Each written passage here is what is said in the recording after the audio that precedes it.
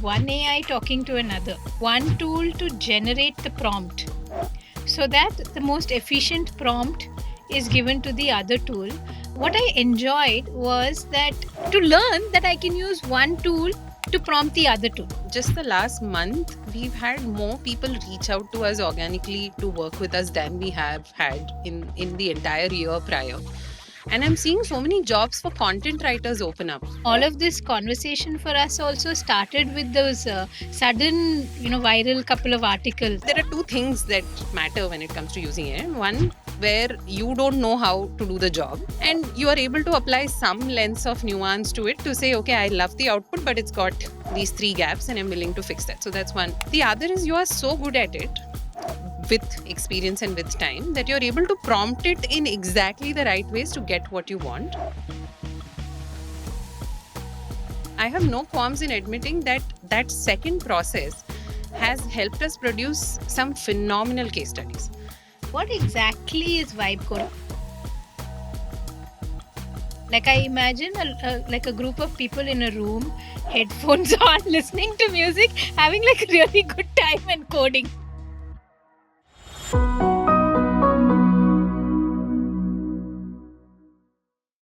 So there have been reports earlier this year of a large organization firing thousands of its employees in the interest of using AI more. While the organization may be one, I think it's symptomatic of a much larger prerogative that's playing out in our world today. What does that mean for each one of the few thousands of employees that have been let go? Because these were the people who were encouraged to train the very models that have made them obsolete. And then the organization finds out that because the humans in the loop have been fired, suddenly they have bigger problems than they had ever anticipated. So, from being the people who trained the AI to being people who are losing jobs to AI to then realizing, but hey, AI is not actually as good as at my job as I thought it would be. I think we live in very, very interesting times. So, is it us versus AI? Is it us versus the organization? Or is it just us versus relevance in the workplace? How do we keep up? What do we need to keep our eyes and ears open to? For the third time this year, we are excited to bring you a conversation on AI on Small Talk. I think this is just going to be the third of many. We're excited to see you here. Welcome to Small Talk Work Play Build. I'm Hasita. I'm a brand consultant and co founder at Motley Crue. And I'm Subha Chandrasekharan, leadership and career growth coach. So I'm quite excited. You know what I launched this week? I do know, but for the benefit of the listeners, do tell, please. So after a lot of deliberation and should I, shouldn't I had this domain that I had kind of tucked away. So I sat down for a few days and said, okay, let me, see what the hype is all about. Like, if apparently, AI can create complete websites and I don't have to do much and I just have to tell it what to do. And it worked, Hasita. Like, I have coachsubha.com up and running. And I will say that, yes, it took my time and energy and hours, but finally it got done to my liking. Without having to give people briefs, without trying to make someone else understand what I'm seeing in my head. But yeah, I liked the process. First of all, ouch.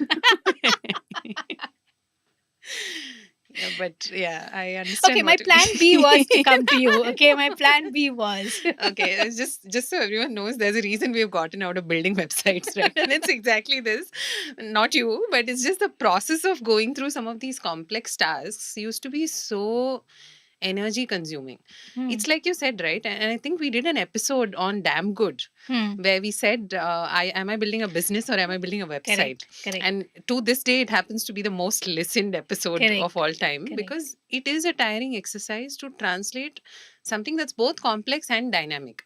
By the time I've started the project and I finished 2 months later, a website's need has already changed. Correct. So, one, getting access to speed. Second, getting access to vision as you see it. Whether that's a perfect vision or not is secondary. But in my vision, I get to create something is a very powerful leverage. No, and the fun part was, I in a way had one AI talking to another. Because I'm using one tool to generate the prompt, so that the most efficient prompt is given to the other tool.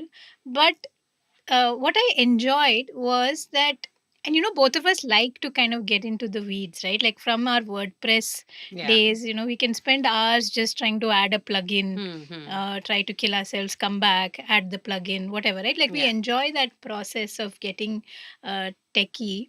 But I think what was fun for me was to see how to learn that I can use one tool to prompt the other tool. Like initially I was on the second platform just trying to tell it, I want a page like this, do this, it should say this, and I was getting all sorts of stuff which was not what was Yeah. in my head. Yeah. But then I use another tool to put all of that down, clarify it, and say create a prompt that platform 2 will understand. Yeah. Yeah. And it's like in a way they're talking to each other, Hmm. but I'm there watching and making, course correcting, etc. Okay, like was it the best possible outcome? Hmm. Would a human designer have done better? Oh, way better. Right? I'm not even doubting that. Uh, but do I have the time and energy and resources for that? At this point, I don't. Yeah. There are a couple of instances where we've set out into similar woods in the last month or so. One was where the client actually asked us to use, and the tool we are all using is Replit right now, and redo the entire website because they are going the AI route and they want as much material as possible to be vibe code friendly for their employees. And so you build it and you give it to us so that we can make changes in the future is the mandate. Okay, So I'll pause you there. What exactly is vibe code? Like I imagine like a group of people in a room, headphones on, listening to music, having like a really good time and coding. But that's not it. I mean, honestly, I think all of us have different interpretations of it. We should probably just pull up the standard textbook definition and flash it on screen right now because anything I say is still going to sound slightly smarter, but also way more dumber than what it probably is. So I think it's basically using words to tell Okay. AI what to do. Okay. So you're like not actually coding, but like You're using getting vibes on vibes. I think that's the idea. Please flash the definition. This is so dumb. Got it. Okay, so you're not, so you don't have to be a coder, but you can code. Is the net? You can enable the process of coding by using words. It's communication, but in a language that you understand, and not necessarily a programming language. So yeah, going back to what we were talking. So the brief was very clear: take the product that exists and just rebuild it on Replit so that we can continue to do and make whatever changes we want to make. And I was supposed to present that to the client a few days ago. And I found myself wherever there was a question asked on why was it done this way and not that way, I realized I had done it that way because I have prior experience doing way too many websites than I would have liked. So I'm constantly coming back to this happened and I'm trying to solve for that even before that problem appears. One of the issues is security and vulnerabilities, right? So I'm already preempting that because 3 years ago we had this challenge. So I think there's a lot of that experiential aspect of it which makes a good product better. Yeah. No, so that's interesting because this is also not my first rodeo, right? Like, correct. We've built so many websites You and together. We've built our own. Yeah. We've taken some down, redone them, and we've tried so many platforms. Yeah. Right. I think from WordPress to Weebly, I was on Weebly for some Right. reason. Then I'm on Wix, and then now there's Replit, and now there's so many more. I've not done Webflow, but you have. Yeah. So there are so many options which we've played around with because we have some amount of curiosity, and your work is also lying there. But you're right that even while I'm trying to bounce one AI tool off the other, there is a lot of my own experience which I'm not factoring in. Yeah. Like I've done this the hard way also. Correct. So it's easier to do it the easy way. And the other thing which you said about time, right? So there is another client for whom I think purely from a standpoint of availability, building a website has now become a 6-month project and we have not moved to a single page because there are various stakeholders who just don't have the time to invest into it. And also I think sometimes with a website especially, and I don't know why we are all so limited by a website, we all have such dreams and ambitions for it. Like we want to build the best website in the world. Can I tell you why I went back to a website? Because my Instagram got hacked. Okay, fair. And still you wanted to build the best website in the world, right? And so you end up building nothing because that Mm. vision for what the best website in the world looks like doesn't exist in your Yeah. mind. And God knows the skill set, the talent definitely doesn't. Yeah. In that case, honestly, it was just easy to take the sitemap we had built and things were just not moving forward. And for us as an agency, let me be honest, the moment the client loses interest, we are at risk, right? Correct. I'm not going to take that chance. So we went ahead and mocked up that entire website using our own pieces of content on Replit just to show them that it is possible. I'm not even saying it was in fact, it was one of the worst outputs I've seen in my life. It looks like a child has played with crayons on a digital screen. But it has given them proof that it's possible, it's doable, and I can probably, follow along the same lines. So interestingly, that's how I said, okay, enough with trying to give the brief, because I was trying to give the brief and trying to see, okay, with this brief, what does an AI produce? And it was so just not there yet. And I said, okay, now I have to now explain this to another human, and they have to come back with the right questions. They have to be as invested in this as I am, in a way. Because I don't know, in the hierarchy of things, for someone in this space and for you running an agency, this is at the lower end, right? This is not path breaking work. This is not a new brand, a new identity. This is like, okay, been there, done that, we'll do one more website. I mean, it is crucial, but what ends up happening more often than not is it's exactly what you said earlier, right? Which is, I want someone who's as invested in this as I am. But, funnily for us on the other side of running a consulting enterprise, it's almost an outsourcing job. I don't think I've had a lot of clients who are actually as invested in their own projects as they expect us to be. They need one up and running. Exactly. Correct. And so, in a way, you're the expert who will make sure that happens. This is your problem. Correct. And I've outsourced it to you. So then it just makes my life easier to move things in a direction that I see fit. Yeah. And all of this conversation for us also started with those sudden, viral couple of articles, right? I read that one at 10:30 in the night. I was really freaked out because I mean, you That don't was want Matt to Schumer, have correct. You don't want to have an existential crisis before going to sleep, but I did. Yeah. So he basically said that AI is coming for you, right? And it's better than you, and there is a complete kind of shift in how, like a seismic shift in the workplace and how we're going to be doing things. And then there was an interesting counter to that. And the counter article also by let me get her name, Anne Handley, which also said that, listen, calm down, this is a bit of panic, and a lot of the human element is still needed, which is, I think, what we're saying, what we're calling experience, what we're calling having done that before, being invested in it. All of that is the human element, caring that the client will like what you put out there, or you yourself will like what you put out there. Because despite the overly saccharine language of ChatGPT, which was well shown in some, I think, Super Bowl ads, right? Those were quite hilarious, about how it always agrees with you and says nice What things. a brilliant idea indeed. But it sometimes gives you utter rubbish in such a polite way. Yeah. So, and you're absolutely right. Funnily, in just the last month, we've had more people reach out to us organically to work with us than we have had in the entire year prior. And I'm seeing so many jobs for content writers open up. Like, if indeed it was that replacement, I think let's be objective, right? I'm not saying be ignorant of the fact that there is a large quantum of your work that AI is doing better. It's in present tense, right? But there is also experience, and I think there are two things that matter when it comes to using AI. One, where you don't know how to do the job, and like the nitty gritties, the brass tacks of it, and therefore you're enamored by the output. And you are able to apply some lens of nuance to it to say, okay, I love the output, but it's got these three gaps and I'm willing to fix that. So that's one. The other is you are so good at it with experience and with time that you're able to prompt it in exactly the right ways to get what you want.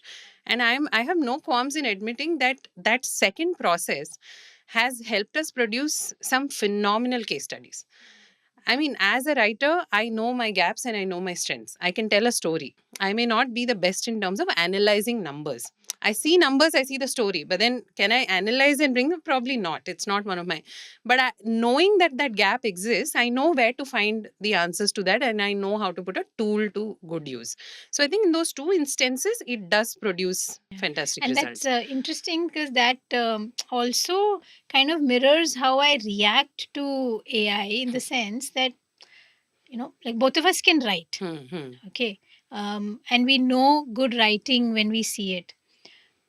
So when we see a lot of the AI content on LinkedIn, it's like keep the knife away from me situation, right? Because we know what the good stuff can Yeah. look like, Yeah. and hence why we don't like this. But you're right, there are some things where I'm on the other end of the spectrum where I don't want to completely learn something new, um, where you're okay with saying, okay, let me use this tool. Now, what about that average Joe in the middle? I think that's that, like any bell curve where most of the people are sitting, Yeah. really panicking, saying, there is a risk that I might lose my job. And that's where I think there's a reframing of, you may not lose your job, but you'll definitely stagnate. Which is worrying because on the other side, I mean, there are 7 stages of grief for a reason, right? And if you're still in denial, Yeah. it's a bit. Yeah. And when you said bell curve, it suddenly struck me that there could be a large number of us who are living in the delusion of thinking we are not in the bell curve. Like we are That is somehow the true. unlikely As exceptions. a manager, every performance review, you have 90% of your team thinking they're in Yeah. that top 10. Yeah. Right? That's natural, I guess. That is natural. But the But middle today guy. the stakes are existential, no? Huh. I mean, today there's a real cost to thinking that, which goes beyond the hike, beyond the promotion. It could mean having a job and not. Yeah. So there's that average Joe who's either in denial, saying that no, it will never come after my job, so I will continue to do what I'm doing. And that's a huge risk. Yeah. Because the person receiving your output, is today getting smarter and knowing there's a more efficient way to do this. Yeah. There's a better way to do it. I don't need three of you to do this, etc. So it is coming for your job in that sense. And there's also probably the a better average Joe to be, where you're saying, yes, it is coming for me. Now what do I do about it? Yeah. Right? How do I respond to this? And that's the challenge, because that's not, and it's easy to say like, oh, Yeah. recalibrate, blah blah, which definitely from, let's say, a people manager level and above, or where you are so specialized that you can, again, then you're not the average Joe, but you can start thinking about how to use these tools to be better at what you do. But otherwise, for entry level across Actually, maybe we can industries, split it into two parts where from the organization you've gotten the memo either by default or by design saying AI is here, please use it. And so there is one half of people who's just going to take the use it part of it, right? And I think we have all been exposed to enough of those people to know. Yeah. I've seen enough clients who say, we're not going to teach you how to write better. Please use Copilot and send a better email to your client. And the thing is, when you don't know what better looks like, you're able to use an AI output and think that because it writes more lines that sound better, Correct. you think you've done the job. And we've seen enough of that. Then Correct. there's going to be that other cohort of people who will say, okay, I'm using it, but is it producing what I want out of it? I think that's an interesting distinction and a question that we could all benefit from asking, which is, have I finished the job or have I actually gotten something of value out of this? And then honestly, frankly, maybe AI is asking that question or it's making us ask that question, but we should have been asking that question throughout. Okay, am I doing a slightly better job every given day? Of course, why should I pander to the organization? What are the systemic beliefs? I think there's a whole conversation there separately. And I'm thinking that shift is actually maybe not so difficult. Like if vibe coding is a thing and I can speak to you in English as a tool, or even like someone like me trying to create a website or create some content or make a slide deck or whatever, I have to speak to you in a language that I already know, Yeah. right? Then maybe I can shift my focus to how do I prompt better, how do I do the thinking and come to this tool at a stage where my thought process is at least formulated a little stronger, Yeah. a little clearer, Yeah. and then give instructions? Because I know I've seen, like in simple use cases, that makes a world of difference. Yeah. Yeah. Because it's garbage in, garbage out, right? Like if what you're asking of it is basic, you'll get basic. Yeah. Yeah. And you'll walk away saying, okay, I got something because up. I only Yeah. put in a couple of minutes into asking. So I'm okay with, Yeah. I've saved my time and I'm okay with whatever. Which, yeah, like save time using AI is probably the wrong expect. I'm thinking like over Yeah. a period of time, I think organizations asking their people to use AI to save time and improve efficiencies are probably making some mistake, which we will realize a few years down the line. And I think the other aspect, I think, is to remind ourselves that this is not a tech world problem, or it's something that's impacting all of us.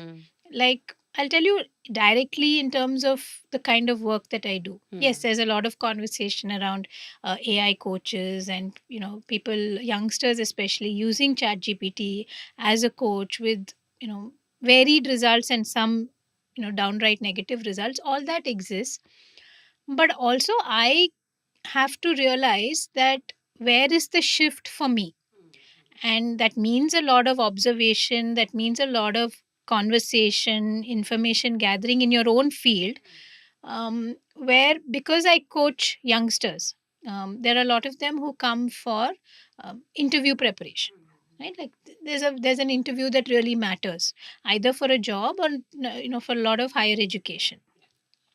And so they come to practice, they come to tell their story, see if there's a thread, do mock interviews, etc. And today that kind of service that I could offer is can be done by an AI coach. Okay. Right, and there are tools and software out there where there'll be there'll be a tool that will conduct the mock interview in a very human fashion, right? And so for a lot of youngsters that's enough. One, I don't have the maybe a slight hesitation of facing a human when I'm not ready. Yeah. Right, because I'm in that practice phase. Correct. Right. Yeah. And so I can kind of anonymously do this through a tool, so maybe it gives them more comfort, it gives them more room to experiment, etc., which is a good thing. But I have to have my eyes and ears open to now know that certain large business schools, the actual interview is done by AI. Oh, okay. Okay. So there are business school interviews where you have to sit in front of an AI tool for 10-12 minutes. It will ask you it in the sense there is a he or she persona in front of you. There's some kind of, I think there's a transcript as you speak and as the tool speaks, which is asking you questions based on your application form and the essays you've written. Smart questions, intelligent questions. It's been trained to do that.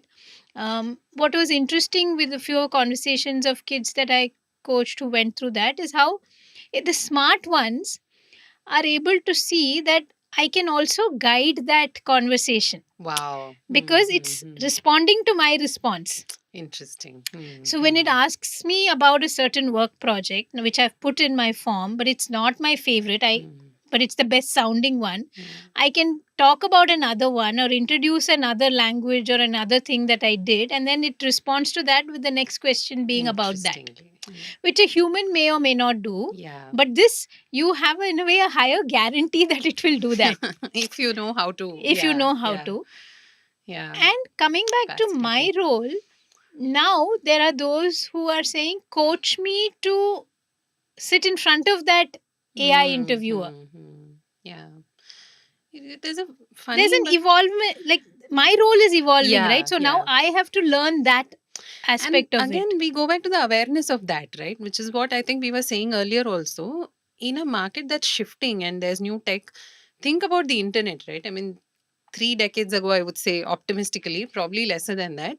Not all of us were well versed with such a thing as the World Wide Web. But Yeah. today it's there in our lives Yeah. in every single way possible. I think some tech has the ability to, and why the internet? I mean, even things like cab hailing, quick commerce, a lot of these things weren't realities as recently as 10, 15 years ago. But today, the thought of not using them doesn't even cross our minds. So there is going to be a technology inflection, which is very similar. And in that process, it's going to redistribute a lot of skill sets, I think. And just as social media has finally increased cases of adult ADHD, there is a direct correlation between the two. All tech will also cognitively restructure our minds. That much. I mean, Yeah. just the fact that I'm thinking of how to game an AI interviewer is not a Correct. thought I would have had otherwise Correct. in my life, right? Correct. So Correct. there is a certain amount of restructuring that's going to happen. And for us as consulting, and in fact, there's an Anthropic survey that says consultants are the first ones to go, right? You were I never mean, doing anything in the first place. yeah, right. So, one, because consulting has always been a lone wolf job. That's the Hmm. truth of it. I mean, any amount of social capital or currency it comes with is only in the interest of going back and doing the lone wolf job. It's true. I think all consultants listening to this can relate. Hmm. But the second part of it, which is interesting to me, is why does someone go to a consultant? Right? Because they want an expert. So, what is being eroded, I think, is the nature of that programmatic expertise.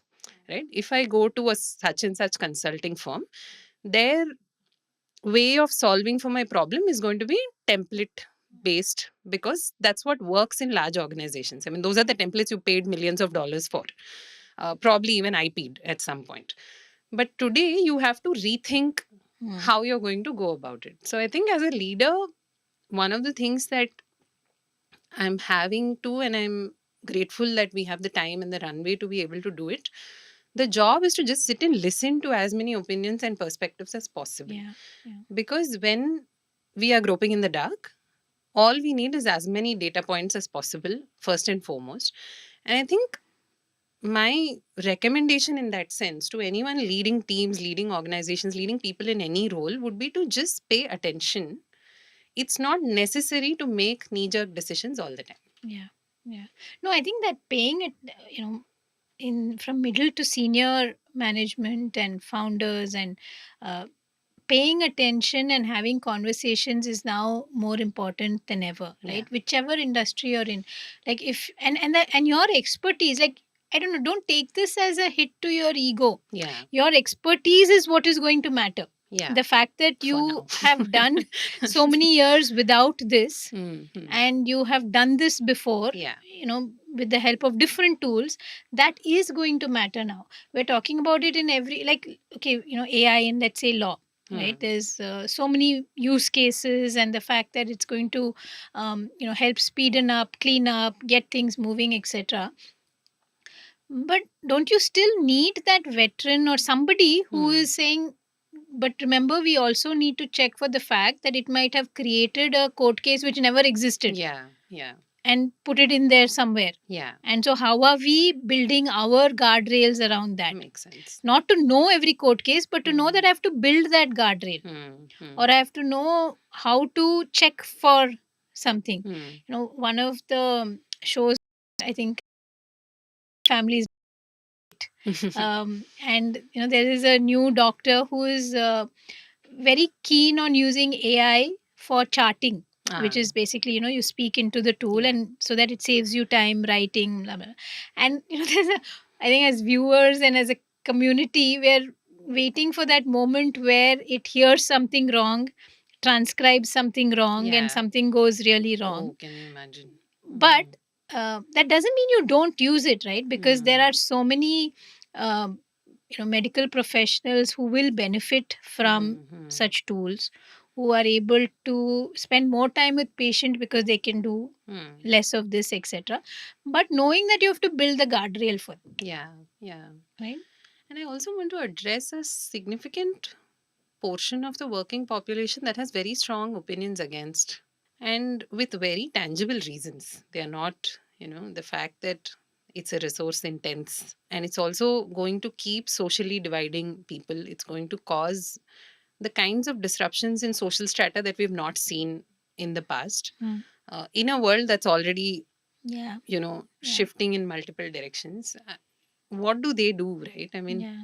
And I think that's still, like, I think for all of us, we have to still keep reading both sides of the yeah, story because, yeah. like, honestly, in terms of social divide, I don't know if I've got an opinion formed yet, Mm-hmm. because it's almost like, isn't it now accessible to more? Mm-hmm. The ability to even just sound intelligent, Huh, but isn't then it? you're also using it in your context, no? Your experience is governing the use of Yeah. AI. So if Yeah. the world is small, then how do I know how to use it for bigger reasons Yeah. and purposes So as well? yeah, so there's a lot. It's going to. I mean, obviously, it's going to evolve. Yeah. It's, I mean, we just don't the have to fact that say I it. think this is the third time we are talking about this in a year, right? Correct. And I Correct. know we are going to keep talking about it Correct. more and But I more think I as hear what things. you're saying, that those who are like, oh, I used it once and it gave me gibberish.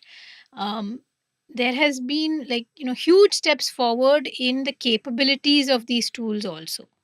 Right. So I think you just have to experiment, listen to voices about how it may impact your job, may not impact your job, what you need to be doing differently, how you need to course correct, because I think we're in a time where at every level in the organization you need to be recalibrating, introspecting, seeing how you need to respond differently to Yeah, this yeah, changing yeah, world, right? Whether yeah, you're at entry level, middle, senior, whatever, it's coming for you. yeah.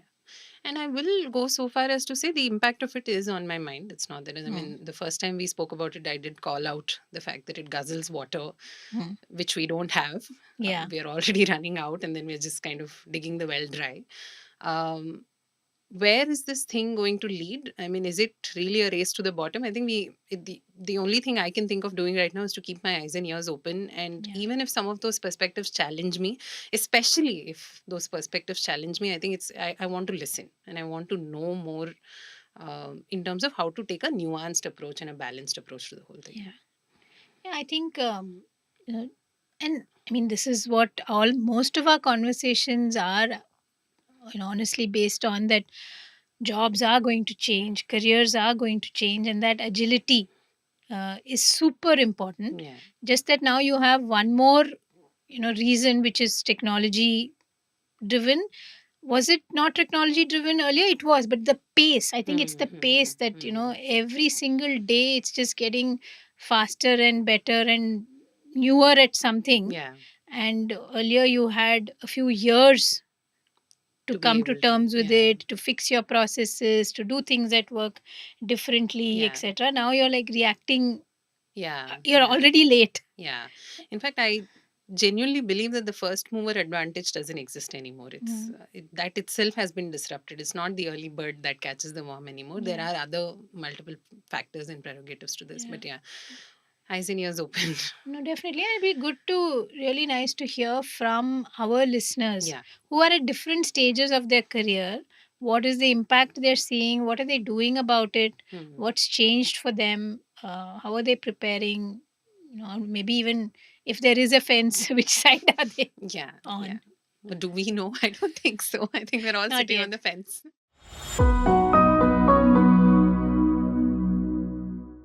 So, as we were having this conversation, I thought of this documentary that I saw on Netflix, which does a brilliant job of summing up exactly what we're trying to say, which is that we do need humans in the loop.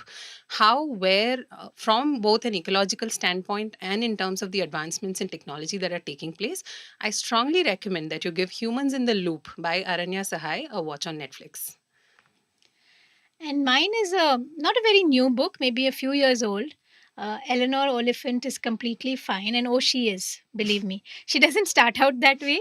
But I think this is, in our times of so much of technology and just, wondering what community feels like, what having people around you feels like, what loneliness really feels like. This is a wonderful story of a girl who traverses through all that, and it's utterly heartwarming. So give Eleanor a try. Okay, see you next time. Bye.